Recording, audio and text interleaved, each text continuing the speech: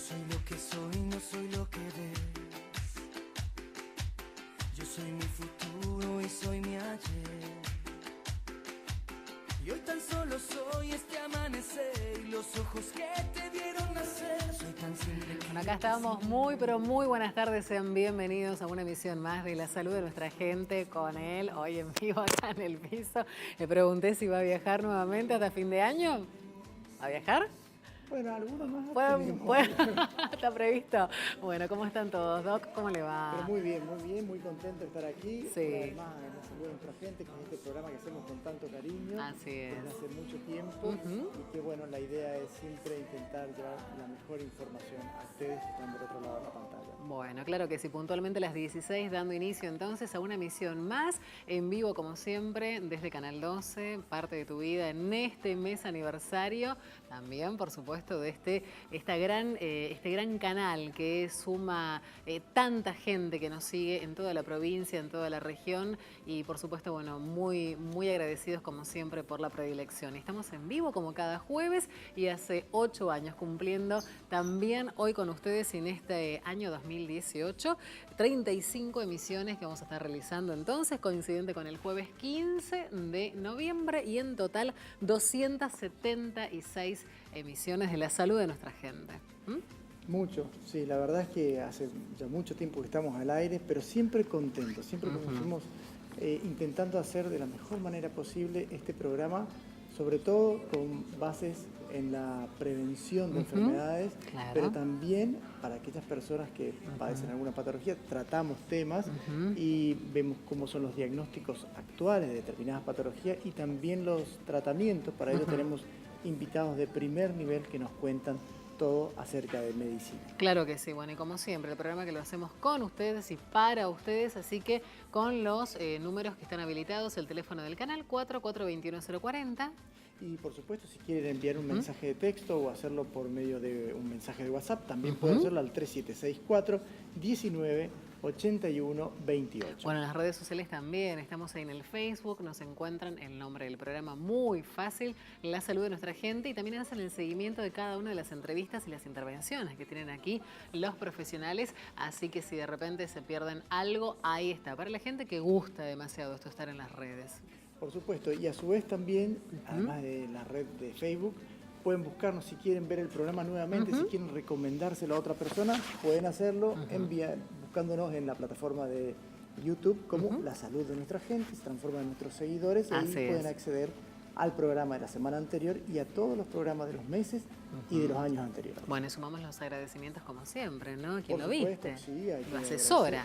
no solamente en el vestuario, sino en el asesoramiento, claro. que es a la gente de Laredo, que existe desde el año 2011 y todos los programas nos ayudan justamente como decimos, ¿no? Con Muy los bien, puntos altos. claro que Todo sí. tipo de smoking. Qué lindo, lindos colores, ¿eh? Muy bien. Bueno, y agradezco yo también, por supuesto, a Guinda, por supuesto, por el vestuario, también el asesoramiento y el acompañamiento de cada uno de los jueves. Bueno, vamos a conocer seguidamente los temas que tenemos hoy abordando en esta emisión. A ver, la placa que nos dice entonces, hoy tenemos acerca del tema que estaremos conociendo, la cirugía de columna vertebral. El otro de los temas que tenemos son las enfermedades coronarias. Ajá. Y además el doctor va a estar respondiendo a todas las preguntas porque, bueno, como ustedes saben, lógicamente hay consultas que van llegándonos, que van acercándonos a través de los medios de comunicación, ¿sí? Lo hacen a través, por supuesto, de correo electrónico, a través también de las redes sociales y el teléfono cuando llaman. A veces podemos o no responder en el día todas, pero si no queda la tarea para la casa. ¿Sí, Doc? Y por supuesto que a veces no las respondemos específicamente a la pregunta, pero sí tratamos un tema relacionado e intentamos que esa pregunta sea respondida bueno, a lo largo del tratamiento de ese tema. Muy bien, vamos a conocer los profesionales que hoy nos estarán acompañando. El doctor Enrique Gutiérrez, traumatólogo especialista acreditado en cirugía espinal. La doctora Griselda Dosartakis, cardióloga. Ujú. Y también el doctor José Luis Lazarte, especialista en hemodinamia, angiología y cardioangiología. ¿Y quién más? El doctor José Gómez Moreno, que es Muy cardiólogo bien. y especialista en hemodinamia. Bueno, perfecto. Vamos a aprovechar cada instante. Solamente 5 minutos pasaron de las 16 horas. 29 grados de temperatura. Me voy a la mesa. Va a ir a la mesa, obviamente. Mucha hidratación, como siempre, Doc. Por supuesto. Y no exponerse al sol en los horarios picos, estos que hacen daño a la piel. Exactamente. Bueno, mientras el doctor va a la mesa, entonces, los invito a que se acomoden, estén donde estén, en cualquier punto de la provincia. Un cariño enorme a Puerto Rico, que hoy está de aniversario, que sabemos que nos sigue muchísimo, jueves tras jueves. El primero de los temas, decíamos, cirugía de columna vertebral. Pasamos a la mesa con los profesionales. Hola, Quique, muchísimas gracias por estar en La Salud de Nuestra Gente. Voy a contar una pequeña anécdota de Quique. Yo empecé a estudiar medicina en el año 1987 en Corrientes, en la Universidad Nacional del Nordeste, y después me cambié a la Universidad del Salvador. Y Quique era mi compañero de estudio en ese año, en 1987, de histología. Así fue. Bueno, hoy no vamos a hablar de histología, hoy vamos a hablar de columna vertebral. Quiero decir de que la ventaja era enorme, ¿sí? No podía seguirte porque fuiste siempre un gran memorista y un tipo tan inteligente como lo sos ahora. No, Quique, ni Gracias, eso. gracias por la invitación y bueno, acá estoy para responder las preguntas. Bueno, muchísimas gracias. Quique, vos sabés que el tema de la columna es un tema, muchas veces se piensa en la gente como un tema delicado por la intervención, y mucha gente se pregunta cuáles realmente son las patologías que requieren un tratamiento quirúrgico. Sabemos que vos sos especialista en columna y que, por supuesto, una de las partes de la especialidad en la columna es la cirugía de la columna, ¿cierto? ¿Qué patologías requieren una cirugía de columna? En la patología integral de la columna vertebral está dividida en varios capítulos: deformidades, degenerativas, tumorales, traumáticas, ¿sí? Cada una de las patologías tiene una indicación precisa de ser quirúrgica o no. Habitualmente la patología que más se trata es la degenerativa y la que tiene que ver con el uso, con el desgaste de los componentes funcionales de la estructura de la columna, llámese vértebra, disco, facetas articulares. Esa patología degenerativa siempre o casi siempre tiene tratamiento ortopédico, kinesiológico, fisiátrico, tratamiento del dolor. Entonces, ¿cuándo es quirúrgica una patología degenerativa, que es la más común? Cuando se agotan los tratamientos no quirúrgicos. Entonces, de ninguna manera alguien puede ser sometido a una cirugía sin antes agotar el tratamiento no quirúrgico. Dijiste la patología degenerativa, sí, y ahí está entrando también la patología, bueno, lo dijiste, ¿no? De los discos. De los discos. Particularmente, hay la hernia de disco, que vos recién aclaraste de que hay un montón de tratamientos médicos previos a eso. Exacto. Pero es una de las cuestiones que pueden llevarte a una cirugía. La hernia de disco es la estrella de la columna, ¿sí? ¿Por qué? Porque el disco es un fibrocartílago que funciona como un amortiguador entre dos vértebras, que sirve de unión, tiene aproximadamente 1 centímetro de alto, tiene un núcleo central, ¿sí? Y un anillo externo muy, muy fuerte, y que cuando se rompe por un desgaste, ya sea traumático o por el propio uso de la vida cotidiana, ¿sí? No es lo mismo una persona sedentaria que alguien que tenga una buena musculatura. Generalmente, en el 90% de los casos, las hernias de disco no son quirúrgicas. No son quirúrgicas. ¿Cuándo una hernia de disco es quirúrgica? Cuando hay un compromiso neurológico, ¿sí? ¿Qué significa esto? El compromiso neurológico es porque el fragmento extruido o roto del disco empezó a comprometer las raíces nerviosas o la médula. Entonces, los síntomas pueden ser irreversibles. Es allí cuando empezamos a pensar en una cirugía de columna. Que dicho sea de paso, hoy ha cambiado muchísimo, los tiempos son mucho más rápidos que antes, las técnicas quirúrgicas se han perfeccionado al extremo, cirugías que antes tardaban 3 horas y media, 4 horas y media, como por ejemplo una hernia de disco cervical, hoy 45 minutos, 1 hora 10, 1 hora 15, está resuelto. exacto. ¿Y a qué se debe ese acortamiento del tiempo quirúrgico? En primer lugar, que en el lugar donde donde se saca el disco van dispositivos intersomáticos que son de bajo perfil, que al abordar la columna y llegar al disco, sacar el disco, la colocación del dispositivo es tan rápida, ¿sí?, que acorta muchísimo el tiempo quirúrgico. Ah, claro, claro. Entonces, antes había que sacar un injerto de hueso de la cresta ilíaca, hacer otra pequeña incisión en otra parte del cuerpo. Esto generaba mucho dolor. Y estoy hablando de la hernia de disco cervical, que hoy está muy de moda. ¿Por qué? Porque hay un avance inmenso de parte de los ordenadores, de las computadoras, de los teléfonos inteligentes, que hacen de que tengamos una mala postura y los discos que Estamos como siempre mirando hacia abajo. Exacto, ¿no? los discos que están acostumbrados a trabajar en una postura normal, hoy gran parte del día y muchas horas, aunque no nos demos cuenta, estamos forzando al disco a trabajar en una posición anormal.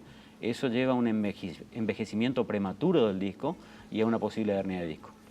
Estamos viendo ahí un paciente que tiene una desviación de la columna, una escoliosis, y te cuento que esto me pregunta mi hijo hoy al mediodía, no me acuerdo si era al mediodía o ayer a la noche, me dice, ¿qué es la escoliosis, papá? Yo dije, mira, mañana va Quique al programa, lo va a contar Quique, así que... La escoliosis es otro de los capítulos de la columna vertebral, de la patología de la columna vertebral, está dentro del capítulo de las deformidades, ¿sí? La escoliosis puede ser de diferentes formas, ¿sí? Puede ser la famosa escoliosis idiopática, que forma parte del 90%. Idiopática significa, para la gente que nos está viendo, que no se sabe a qué se debe, ¿sí? Puede ser de la niñez, del adolescente o del adulto.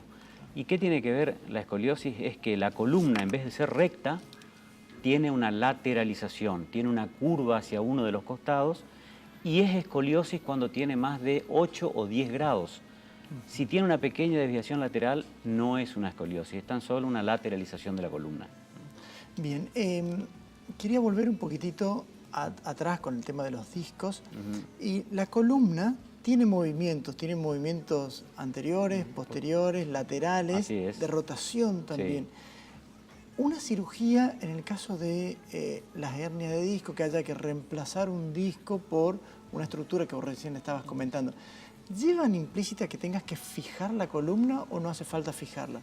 Bueno... y que nos cuente qué significaría fijar la columna. Así es. Hasta el día de hoy el gol estándar de la cirugía de columna sigue siendo la fijación de la columna. ¿Por qué? Porque han habido avances en donde se han creado e inventado discos artificiales que no han tenido buen resultado con el correr de los tiempos, tanto en la columna lumbar como en la columna cervical.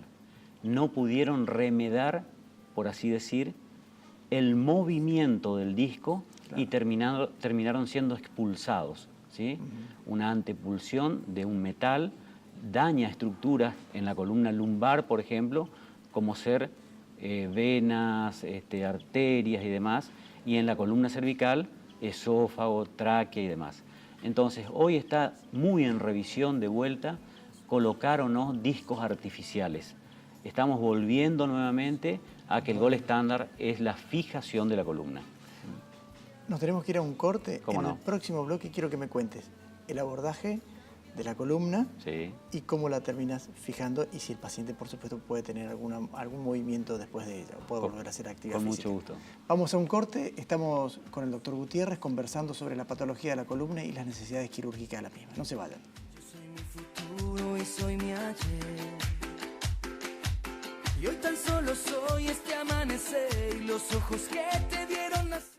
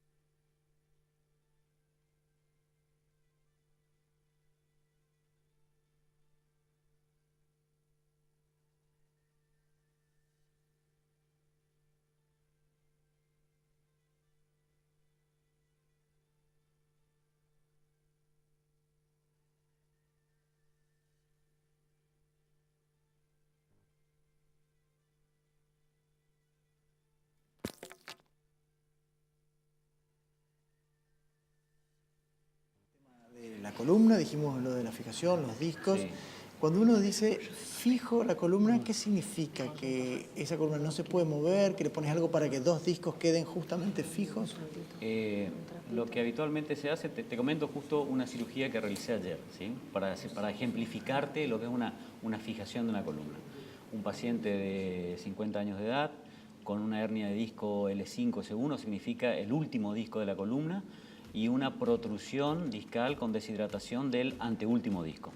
¿Qué se hace acá? Se realiza una fijación por medio de tornillos pediculares, son tornillos que van al cuerpo vertebral, y se coloca un injerto. Ese injerto puede ser posterolateral, que es ya sea sustituto óseo o injerto propio del paciente, o hacerlo 360 grados, ¿sí? Que se llama ALIF, que es colocar en el lugar en donde está el disco 2 cajas intersomáticas de PIC, que es un material quirúrgico que se utiliza parecido al plástico, relleno de hueso del propio paciente. Entonces, se fija ese lugar. No quiere decir de que el paciente quede sin movilidad de ninguna manera, porque la movilidad pasa también por las caderas, pasa por los discos sanos que quedan en el paciente, puede realizar una vida normal. De hecho, lo que se busca es mejorar su calidad de vida. Hay muchos pacientes deportistas que tienen fijado la última parte de su columna lumbar, lumbosacra, y que están jugando en primera, por ejemplo, ¿sí? Así que no significa que van a perder su capacidad deportiva, ni mucho menos. Hablaste recién de la patología de los discos a nivel de la columna cervical, ¿sí? Bueno, y obviamente que conocemos que el cuello es como más chiquitito que el resto, que el abdomen, y Exacto. que las protrusiones pueden, bueno, de alguna manera también abarcar a órganos. Cuando vos abordás esta patología, la gente empieza a pensar, ¿cómo hace para llegar al disco? Claro. Si es por detrás, si solamente por la espalda, o tiene que entrar desde adelante. Lo que tenemos que tener en cuenta es de que la columna cervical, para que la gente muchas veces se ubique, es el cuello, ¿sí? Entonces, muchas veces vienen a la consulta y me dicen, me van a operar por atrás. Y no, hoy el disco se opera en el 90% de los casos con un abordaje anterior. Y el abordaje anterior se realiza en el costado más bien izquierdo, ¿sí? Es una pequeña incisión de 3 o 4 centímetros. ¿Y qué pasa en el cuello? El cuello lo que tiene a favor es que tiene estructuras que son, si bien muy nobles, es piel, celular subcutáneo, un pequeño músculo fino de 1 milímetro, 2 milímetros que se llama platisma, ¿sí? E inmediatamente nos encontramos con el homoioideo y se terminó, ya llegamos a la columna, separamos el esófago y la tráquea, y es una cirugía prácticamente en blanco, no sangra nada. Es la cirugía ideal para el cirujano de columna que está habituado a operar hernias de discos cervicales o columna cervical. De hecho, nosotros realizamos muchísima cirugía de columna cervical. La velocidad en el abordaje te hace la práctica, como todo cirujano. Claro, por supuesto, sí. Estamos llegando muy rápido en el abordaje hacia la columna, y la colocación de dispositivos interespinosos de 0 perfil, que es lo último, ya sea de titanio o titanio y PIC más sustituto óseo, hace de que todo sea muy rápido. Entonces, en 45 minutos, 1 hora 10 como máximo, el paciente está con un drenaje en la habitación, ¿sí? Un collar para proteger la herida y 48 horas en la casa. ¿Ah? ¿Con qué restricción? Y con la restricción de cuidar la herida y cuidar el implante aproximadamente durante 30 días con un collar cervical que tiene que colocarse cuando camina, deambula o anda en auto o hace fuerza, ¿sí? Para cuidar la consolidación del implante al hueso, que como cualquier fractura tarda 40 días, 30, 40, 45 días. ¿Sí? Eso es. Cuando fijas la columna, ¿estos implantes son de titanio, dijiste? Son de titanio o de PIC. Che, la pregunta, Millón, es, cuando te pones un implante de titanio, ¿pasás por el detector de metales? Hay que llevar una radiografía. Tenés que llevar la radiografía, porque si no suena y no saben qué es lo que suena. Y sí, en cierta forma, la verdad es que siempre me preguntan eso, ¿no? Yo le digo, por las dudas, lleve la radiografía o lleve la foto, pero igual en el escáner ven. Sí, no, así claro, que sí. no hay problema. O sea, que con eso no hay problema. Sí. Hacer una cirugía de columna requiere una especialidad en cirugía, en traumatología en general, en cirugía traumatológica particular, y después una especialidad en patología de la columna. Así es, así es.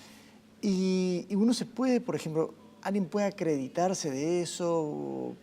¿Cómo, Claro. cómo se llega? cómo yo sé de que la persona que me está operando está Claro. en condiciones de hacerlo? En primer lugar, o sea, para el paciente hoy tiene un Porque hay un acceso... gran miedo Claro, bueno, me van a tocar la columna. Claro, me van a tocar la columna, ¿quién me va a operar? ¿Quién me va a operar? Eso es lo más importante.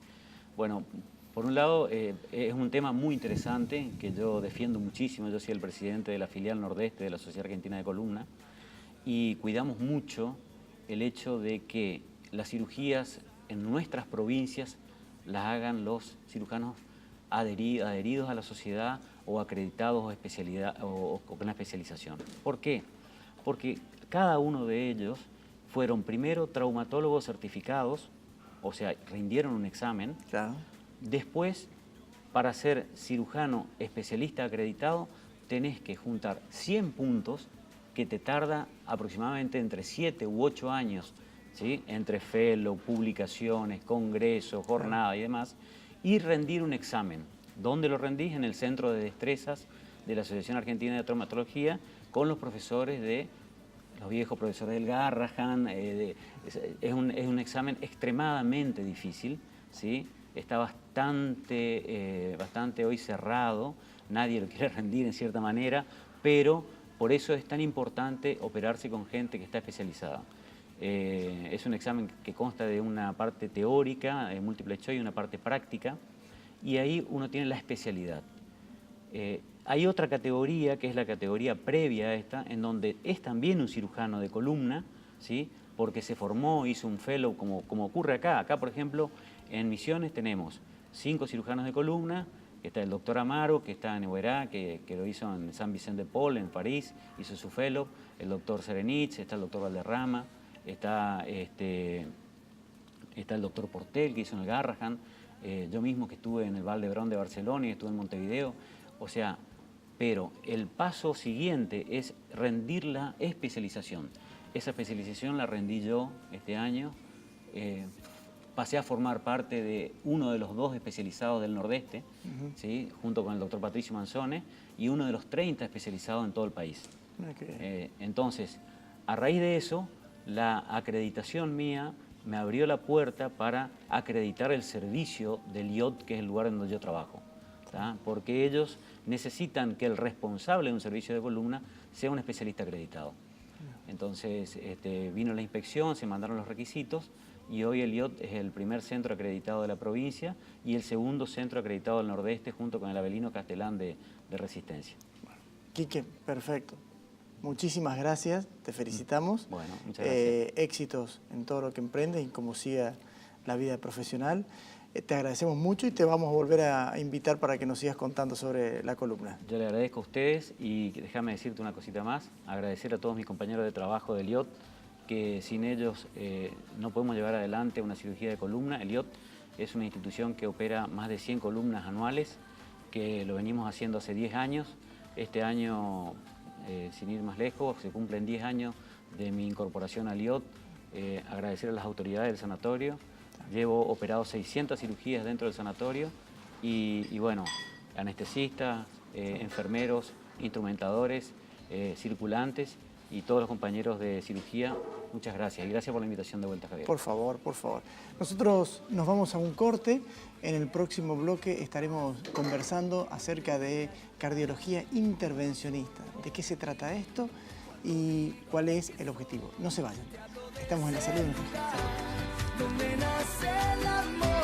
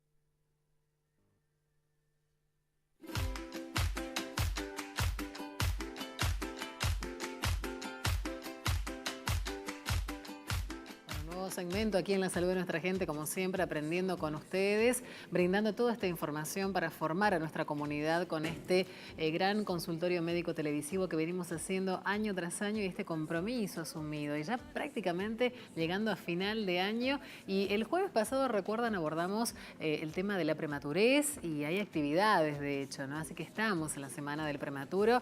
Ahí están las actividades para compartir, para recordar que este sábado 17, el gran cierre de la Semana del Prematuro con actividades recreativas dirigidas a toda la comunidad, donde en la Costanera, en la zona del Brete, 18 horas. Todos estamos invitados, haya o no un integrante de la familia que haya nacido en pretérmino. De todas maneras, esto siempre es tan importante conocer, ¿no? Uno puede planificar y quizás, como nos decían, los niños quieran venir antes al mundo. Así que Semana del Prematuro del 12 al 17 con estas actividades el sábado para cerrar allí.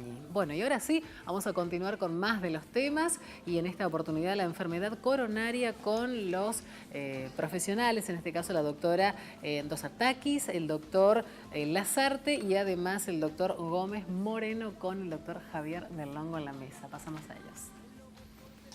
Hola Griselda, hola Rodrigo, Cacho. Un placer tenerlos aquí en el programa. Nos encanta que vengan y que nos cuenten todo lo del corazón, que es un poquitito más que hacer el dibujito de que te quiere poner el corazón, ¿no es cierto? Ese corazón que puede padecer patologías. Y ustedes son especialistas en encontrarlas y en resolverlas. ¿Qué significa ser hemodinamista? Bueno, es una antigua palabra. Actualmente nuestra especialidad es la cardioangiología intervencionista. Hemodinamia estudiaba la dinámica de los flujos y comenzó hace mucho tiempo. Hay un premio Nobel, Forsman, que inició toda esta carrera de la hemodinamia. Hoy la cardiología intervencionista escapa al mediastino y se va hacia otros sectores. Se va a pulmón, se mete con ustedes, los ginecólogos, vamos a hígado, a donde haya un problema vascular para resolver y ayudamos mucho a los neurointervencionistas. O sea que eso es ser un cardioangiólogo intervencionista 2018. Cuando uno habla de la patología coronaria, que requiere un tratamiento de alguna manera, lo que a uno se le viene a la cabeza es que se obstruye una arteria. ¿Cómo yo hago el diagnóstico de que se obstruye una arteria y que requiera, en todo caso, después el tratamiento? Sí, generalmente se parte de estudios menos invasivos antes de llegar a la parte intervencionista, que lo hacen mis colegas. Y para eso, hoy en día, se utilizan desde estudios muy básicos como el electrocardiograma, obviamente la clínica del paciente, y después pasamos a la ecocardiografía. Dentro de la ecocardiografía, justamente yo me dedico a la parte de ecografía de estrés, que es un estudio funcional que puede diagnosticar la patología, la cardiopatía isquémica, y a través de eso nosotros derivar al paciente a un estudio de angiografía para poder después solucionar el problema, digamos. En una época, sé que se sigue haciendo, pero Sí. le contamos a la gente que estaba el tema de la ergometría. Exactamente. Que era una cuestión de someter a un estrés a ese corazón como para ver cómo reaccionaba. ¿Esto sería algo parecido a eso? Exactamente. ¿Más detallado? Es algo parecido, pero agregamos las imágenes. Y al agregar las imágenes generamos una mayor especificidad en el estudio y obviamente estamos ahondando más directamente hacia qué parte del corazón es la que está afectada. En cambio, cuando hacemos solo ergometría, las imágenes no están presentes y muchas veces se nos escapan datos. Si bien es un estudio muy bueno, no lo quitemos de lado, pero hoy en día cuando la imagen se incorpora a estos estudios de funcionales se llaman, ¿sí? Digamos la perspectiva de diagnóstico es mucho mejor. Dicen, ¿sabes que Marcelo tuvo un infarto y ahora le van a poner un stent? ¿Qué es eso? Sí. Bueno, mira, todo eso de lo que estamos hablando se llama engloba la cardiopatía isquémica, ¿sí? La cardiopatía isquémica es una entidad que es la que más frecuente vemos y tratamos nosotros todos los días, los cardiólogos en general, y tiene cuadros que son estables y cuadros que por ahí se llaman inestables o agudos, que son emergencias. Entonces, depende el contexto, ese stent, que es una prótesis que sirve para estabilizar una placa de colesterol que está obstruyendo la luz del vaso, Es una prótesis que nosotros, bueno, hoy cada vez con procedimientos mínimamente invasivos lo implantamos. Cada vez lo que estamos viendo, por ejemplo, acá en la figura, eso es una imagen, una impresión del stent adentro de la arteria coronaria, que tiene más o menos esa función de volver a restaurar el flujo coronario y corregir la luz. Coronaria se tapó. Se tapó. Entonces, dependiendo, como te decía, en un contexto del infarto agudo de miocardio, la arteria se cierra en forma abrupta, ¿sí? Es un coágulo que se formó, una placa de colesterol que se accidentó, que se rompe y se forma un coágulo. Y nosotros, bueno, la herramienta que tenemos es se llama angioplastia coronaria primaria, es la intervención que nos permite solucionar ese problema agudo. Ahora lo que estamos viendo, por ejemplo, en la imagen es algo que estamos ahora trayendo a nuestro curso de actualización, que es una imagen de ultrasonido intracoronario. Sí, que entramos con una sonda, que acabamos de salir de procedimiento, que entramos por la vía radial, que son por una arteria de la muñeca, y ingresamos a ver las arterias por dentro, que nos permite dar más detalle, que por ahí nos da el luminograma, que es la angiografía, que es la imagen que nos va a ver los rayos. Para que la gente entienda, vos haces una incisión acá en la muñeca. No es incisión, solo una punción con anestesia local. Esto, la cardiología intervencionista, nosotros ahora estamos haciendo nuestro 10º curso de actualización, porque nuestra especialidad es una especialidad que nos demanda mucha actualización, porque año a año hay innovaciones, actualizaciones, entonces nos exige estar formado y traer lo que respecta a la industria, día a día se va actualizando, entonces tenemos, antes los procedimientos tenían más cruentos, se entraba todo por vía femoral con un diámetro mayor, hoy con una mínima punción, con anestesia local, el paciente se hace una intervención diagnóstica en 20 minutos y a la hora se puede ir de alta, ¿sí? Antes había que dejarlo en una sala de recuperación, acostado, pues no podía deambular en forma precoz. Entonces, hoy por hoy los procedimientos terapéuticos hacemos ya por esta vía, que se llama la vía radial. Son, digamos, innovaciones que la especialidad, como evoluciona, como te decía, en forma acelerada, nos exige estar a la vanguardia, y después de eso que hacemos año a año estos cursos, porque es la forma de poder estar actualizado y ofrecer la mejor... Ahora tengo una pregunta después para los pacientes con esto. Pero Cacho, vos sabés que el corazón, bueno, vos no sabés, obviamente que lo sabés, claramente no, pero tiene como muchas arterias, y esas arterias todas pueden tener alguna patología. Una persona que tuvo un infarto por una obstrucción aguda de una de estas arterias, ¿puede tener o se le puede colocar más de un stent? Bueno, hay récords nacionales, como el caso de un famoso conocido director de cine y de televisión que tenía 14.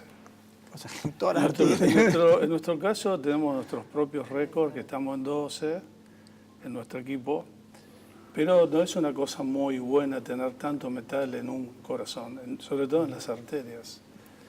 Por eso, yendo a tu pregunta, el corazón tiene 3 arterias principales, y cuando detectamos con la clínica y los métodos no invasivos cuál es la zona, el cateterismo permite visualizar el sitio exacto y definir cuáles de las múltiples lesiones deben ser realmente tratadas. O sea, hoy, y particularmente como dice José en este curso, que vamos a hacer casos en vivo con la vida real, es decir, tenemos pacientes con múltiples lesiones y vamos a tratar con métodos como el IFR, que es un método que mide la diferencia y el índice de flujo entre la porción proximal y distal de una placa, definir si esa lesión es tratable o no. Entonces vamos con un armamento para 3, 4 stents y terminaremos poniendo 2, que es lo más razonable. Esto que me está diciendo el flujo sería desde antes de la placa lesión, hasta después de la lesión, significa que vos podés ponerle un stent a algo que todavía no está obstruido. Bueno, lo ideal es no tocar las zonas no obstruidas. Pero recordemos las limitaciones del método. José también dijo que vamos a hacer durante estas jornadas, que son las 10º de nuestro grupo, la visualización y ver cómo realmente es la placa, no cómo se ve solo en la angiografía. Porque a veces vemos zonas normales de arterias que tienen placa, que tienen enfermedad aterosclerótica de grado no obstructivo, pero que podrían romperse si están vulnerables. Y tenemos acá casos semanalmente o mensualmente de gente que va a trotar, que va a correr o a hacer un ejercicio físico en Misiones con 37 grados al mediodía y tiene un infarto agudo de miocardio. Y la bomba acá en nuestra trinchera, hace pocos días murió un cardiólogo intervencionista de 42 años trotando. Entonces, cuidado, porque ahí sí, como dice Griselda, los métodos no invasivos nos van a ayudar mucho a identificar qué pacientes podrían estar en esta condición de riesgo. Te voy a hacer una preguntita. Viste que el tiempo es tirano en televisión, nos tenemos que ir a un corte. Nos vamos a ir a un corte, estamos hablando de cardiología intervencionista, de cómo de alguna manera los métodos nos pueden ayudar a predecir patologías en los vasos sanguíneos y también acerca del tratamiento. No se vayan, estamos en la salud de nuestra gente. No soy cuna de oro ni simple Moisés, soy el desamparo.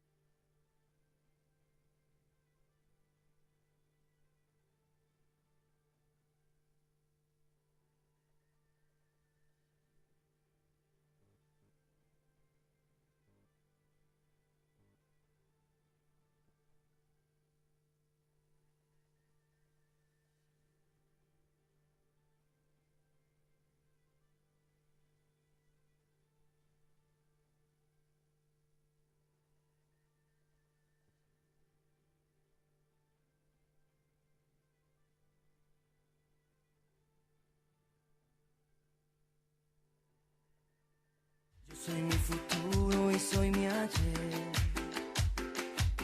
Y hoy tan solo soy este amanecer y los ojos que te vieron nacer. Soy tan simple que... Griselda, parte del diagnóstico del el tipo de screening que hay en algunas personas es el examen en los vasos del cuello. Así es. Ese examen ecográfico Doppler de los vasos del cuello, ¿qué objetivo tiene? La enfermedad coronaria, que es la que estábamos hablando anteriormente, no es una entidad aislada, sino que generalmente está comprometido todo el árbol arterial. Entonces, lo que nosotros tenemos que hacer es buscar predictores clínicos o subclínicos, como en este caso, a nivel de las arterias del cuello. Lo que miramos es el endotelio arterial, que es la parte más interna, y empezamos a observar cómo se empieza a engrosar, empieza a tener como pequeños áreas de engrosamiento que nos están indicando que hay factores de riesgo que están haciendo daño a esa arteria. Hasta incluso podemos encontrar un daño avanzado, ¿sí?, en pacientes asintomáticos. Hemos tenido casos de pacientes con obstrucciones muy importantes a nivel carotidio y no tenían síntomas. Entonces, de esa manera también vamos a prevenir no solamente la enfermedad coronaria, sino también el accidente cerebrovascular. O sea, es una cosa que va de la mano. Y en realidad, hoy en día, en las guías internacionales, hablan de que todas las personas mayores de 45 años se deben hacer un screening al menos una vez para poder saber cómo está su árbol arterial y hoy en día no solamente se observan los vasos del cuello, sino también a nivel de las arterias iliofemorales. Y se busca esta aterosclerosis subclínica que a veces no se manifiesta en las arterias del cuello y sí ya la podemos ver a nivel femoral. ¿Y si la femoral. encontraste, qué pasa? ¿Qué se Y le hay que dice? empezar, claro, hay que empezar a hacer prevención cardiovascular. Probablemente haya hipertensión arterial, dislipemia, o el paciente es fumador. Entonces son todos hábitos que va a tener que dejar y los que haya que corregir, como por ejemplo a veces aparece una diabetes que no se sabía. Entonces son todos factores que nos permiten a nosotros desde el punto de vista de la prevención no llegar al infarto y a la muerte, que de hecho hoy en día sabemos que la enfermedad cardiovascular es la primera causa de muerte a nivel mundial y es primera antes que las patologías de tipo cáncer, digamos, que en realidad no se sabe y tendríamos que tenerla más en cuenta. Es más grave tener un infarto muchas veces que padecer hoy en día una patología que por ahí tiene también una prevención y un tratamiento, pero el infarto agudo de miocardio nos da, digamos, una muy mala calidad de vida y una mortalidad a edades jóvenes, cuando no son bien tratados y el seguimiento no es adecuado. El paciente tiene que acompañar con el tratamiento que se le hace en el caso de tener un infarto, después de cuidarse con los factores de riesgo, por supuesto, porque si solamente hacemos todo lo medianamente posible Claro. desde el punto de vista médico, pero el paciente no acompaña. Hablando de los las cosas factores no de van bien. riesgo, hay gente que el adolescente se caracteriza porque no tiene límites, o sea, cree que se las sabe todas o que, digamos, puede hacer cualquier cosa que a él no le va a pasar. A veces yo lo veo que pacientes que se han infartado, que se le ha colocado un stent y que anduvieron bárbaro porque se van de alta ahí nomás, creen que pueden seguir con esa vida que venían. ¿Qué hacemos con esta? Sí, Porque ahora está bien, ahora te le pusiste el stent y están bárbaros. Sí, la realidad no son los menos por ahí, porque el hecho de tener un evento cardiovascular genera un impacto, ¿sí? Genera un impacto de cambio. Y te puedo decir también, agregando por ahí, que la gente que tiene un evento cardiovascular, la mitad nunca tuvo un diagnóstico, nunca tuvo una molestia. Entonces, por eso una de las cosas fundamentales es hacer diagnósticos previos e investigarlos. Y aquel paciente que tuvo un evento y una colocación de un stent, son cada vez pacientes más jóvenes. Hoy, antes no era raro tratar pacientes de 30 y 40 años, hoy cada vez ya nos llega un paciente con un infarto de 30 a 40 años, y es algo no tan infrecuente, y entonces nos hace que tiene que ser, estos chicos jóvenes que tuvo un evento, cuidarse más, porque el que desarrolló una patología como la aterosclerosis coronaria a esa edad tiene mucho tiempo por delante, entonces el pronóstico, que si no cambiamos los hábitos, no va a ser bueno, ¿sí? Hoy justamente estábamos viendo ahí lo que está mostrando en esta imagen, es un stent de magnesio, que es un stent ya pensado en pacientes jóvenes, que en este curso nosotros vamos a hacer un implante, que de los primeros 7 stents que se van a colocar, se colocaron 6 en Buenos Aires y el primero fuera de Buenos Aires, que vamos a hacer un caso en vivo en pacientes jóvenes, que tienen la capacidad de la reabsorción. Digamos, que una vez impactado el stent, que tiene los beneficios, que la arteria vuelve a ganar vasomotilidad, que después de pasado y que se reabsorbe ese stent, la arteria vuelve a volver a recuperar las funciones normales si seguramente seguimos con un buen control a posterior. Entonces eso es una de las innovaciones, una evolución de nuestra Qué bueno especialidad.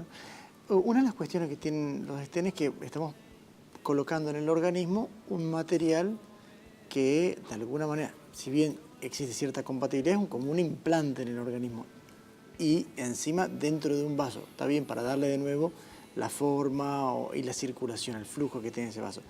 Ahora, ese implante dentro del vaso implica que el paciente tenga que tomar algo después, cuidar su coagulación de alguna manera. ¿Cómo evitamos algún evento adverso con respecto a esto? Es una muy buena pregunta porque es el debate internacional en este momento.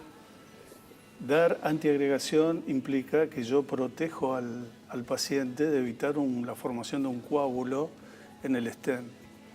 Pero lo que debemos saber también es que no a todos los pacientes podemos darle el mismo esquema, dado que hay pacientes que pueden sangrar por esto. Claro. Y un sangrado posterior a un implante de un stent, dependiendo de la gravedad, puede ser hasta mortal. Entonces hay diferentes esquemas con diferentes tipos de stents y diferentes drogas. Y el periodo más corto que hoy podemos suspender esta doble antiagregación que se hace con clopidogrel, aspirina o ticagrelor o prasugrel, que son las 4 drogas, 2 de ellas juntas, el periodo más corto es 30 días. Y el periodo probado es 3 meses como para reducir los eventos de potencial sangrado. Ahora, como decía José, este stent nuevo que tiene características de desaparecer y para nosotros es interesante porque desaparece. Al ser de magnesio se reabsorbe, pero requiere una doble antiagregación más prolongada, por lo menos 2 años.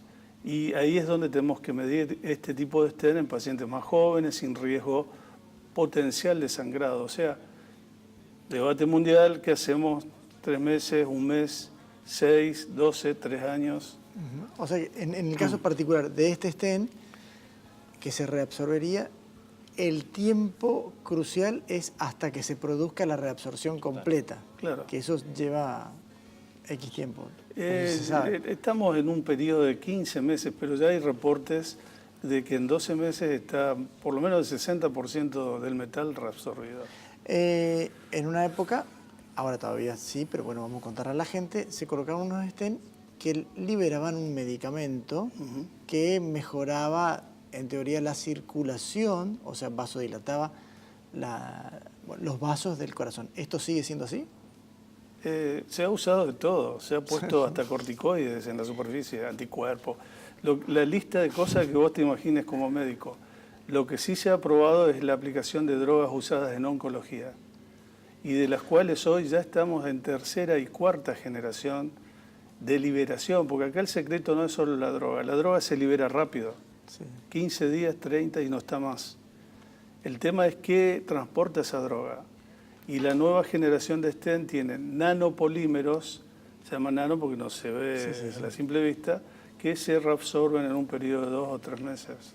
O sea, eliminamos todo tipo de potencialidad de alergia a estas partículas que liberan la droga. Se colocaron el stent, estas personas que, suponte las que se van a operar ahora en el curso, que lo tienen próximamente, ¿lo seguís viendo vos con algunos estudios? ¿Seguís controlando? ¿Se ven esos stent por ecografía o se puede evaluar el flujo de las arterias esas? Generalmente con los estudios que nosotros hacemos, los que no son invasivos, depende del estudio que uno va a indicar, es porque está sospechando algo específico, ¿sí? Y volvemos otra vez a hablar de los estudios de ecoestrés. En este caso, y sobre todo a las personas jóvenes que hoy en día tienen stent, estamos haciendo seguimiento y por suerte hemos podido incorporar a nuestro servicio hace 8 meses la camilla que estamos viendo ahí, que es una camilla específica para ecoestrés ejercicio, donde el paciente hace la actividad física como una ergometría, pero es una camilla en la cual el paciente está siempre acostado, incluso tiene la posibilidad de girar en distintas posiciones, entonces el paciente no se mueve y yo, que estoy con el transductor continuamente viendo las imágenes, puedo seguir en forma también continua. Antes eso no pasaba, se hacían en cintas ergométricas, entonces el paciente hacía la actividad y posteriormente pasaba a una camilla y era mucho más complejo, digamos, diagnosticar. Hoy en día se están haciendo los seguimientos tanto con esta prueba funcional como con SPECT cardíaco, que es otra prueba donde en este caso se puede también evaluar cómo están las arterias de menor calibre, ¿sí? Porque no solamente estamos hablando de mayor calibre donde colocamos el stent, sino de la circulación colateral que tienen esas arterias y después cómo el flujo se va a volver a redistribuir y va a volver a, digamos, a generar una buena función en ese corazón que ha sufrido un infarto o una isquemia importante, ¿no es cierto? O sea, el seguimiento en estos casos es para eso, para ver si hay isquemia nuevamente o si no hay nada y si hay áreas, por ejemplo, de un infarto muy grande, si hay zonas en las cuales el miocardio está viable y tiene posibilidades de mejorar en el futuro. O sea, para eso nos sirven las pruebas de seguimiento en estos pacientes. Y en el caso que se necesite, se pasa nuevamente a una angiografía, digamos. Bueno, muchísimas gracias por haber estado en la salud de nuestra gente. Les deseamos desde aquí un gran éxito en las jornadas que van a tener lugar en los próximos días. Y bueno, y muchas gracias también por traer esto a la provincia, que es donde también necesitamos que todos estén de alguna manera ayornados y hacer lo mejor para todos. Muchísimas gracias. Muchas gracias a vos por la invitación. Nosotros nos vamos a un corte y en el próximo bloque estaremos intentando responder todas las preguntas que tenemos. Soy el desamparo del corazón de aquel que pelea y no tiene voz. Soy la mano que te quiere ayudar.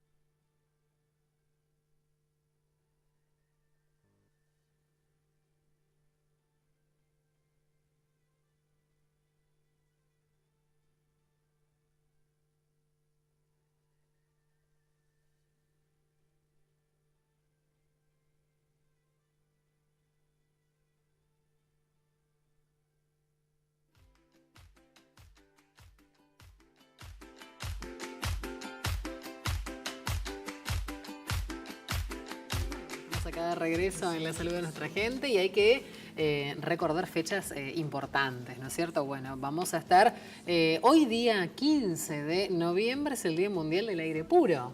Bueno, vos sabés que esto es una cosa muy interesante porque hay algo que tenemos, que es las contaminaciones cada vez mayor y uno de los principales contaminantes es el monóxido de carbono. Así es. Que obviamente tiene que ver con el gran avance de las industrialización y demás, y uno dice, bueno, el progreso y demás, pero...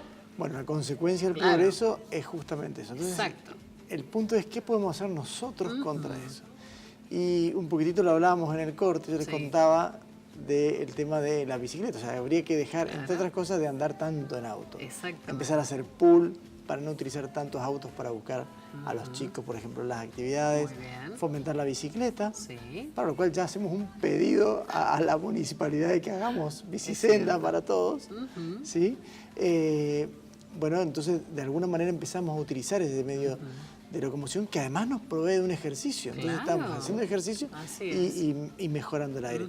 Vamos a decir que es el aire, que tiene que ser puro, que nosotros, si no tenemos aire, nos morimos al cabo de 2 o 3 minutos. Entonces, la importancia de que sea puro, que cuando no es puro es contaminante y se contaminan los pulmones, y podemos cuidar tener de nuestra enfermedades. biodiversidad también, ¿no es cierto? Exactamente. Cuidar nuestros árboles. Que lo que hace que el aire sea puro son, por un lado, la reducción de las industrias, la reducción del consumo innecesario, el no talar los árboles, el plantarlo cuando uno lo corta, ¿sí? De tratar de cuidar eso y que utilicemos otro tipo de medios de locomoción.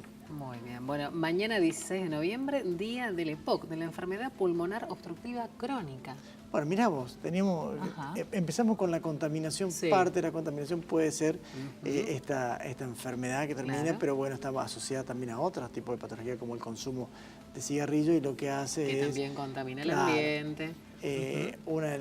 El EPOC termina, es la bronquitis obstructiva crónica, se terminan obstruyendo o destruyendo el tema de los vacinos, o sea, no hay intercambio gaseoso, se acumula el aire en estos vacinos que son del pulmón, que son los que generan el intercambio y que nos permiten respirar correctamente y terminamos teniendo una dificultad para respirar con trastornos cardíacos posteriores.